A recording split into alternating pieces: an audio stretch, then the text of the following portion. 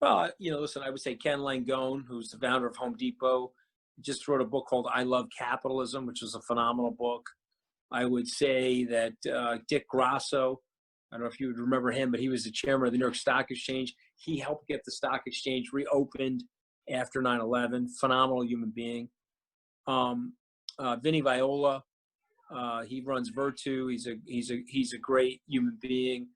I would say, again, just thinking, I mean, across business lines, Michael Dell, even though Michael Dell's 1 year younger than me, he is 10,000 years older than me in terms of him being an older soul.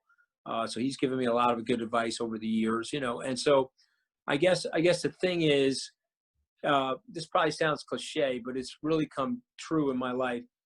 Don't underestimate anybody's intelligence. And when you're with somebody, you may be able to, like, I have a friend of mine who's a detective, and he's got a 2 year college education, went to high school, but he's been a detective for 25 years on the New York City police force.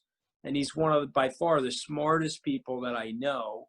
And I've learned so much from him about human nature and how people think and what motives are and things like that. So don't, like, narrow down your window, and don't be a status snob, meaning, oh, okay, well, that guy's got a PhD from Harvard. I may learn something from him. You may learn something from the person that doesn't have the PhD, but maybe as smart. I used to tell people at Goldman, you guys think you're so smart, but you're no smarter than the kids in my neighborhood.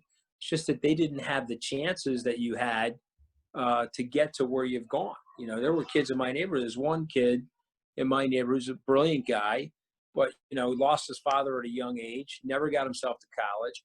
He's running a very successful business here on Long Island, but it's probably smaller scale than it could have been because he just didn't have those opportunities. So don't be overly judgmental of others. I think it's another big lesson.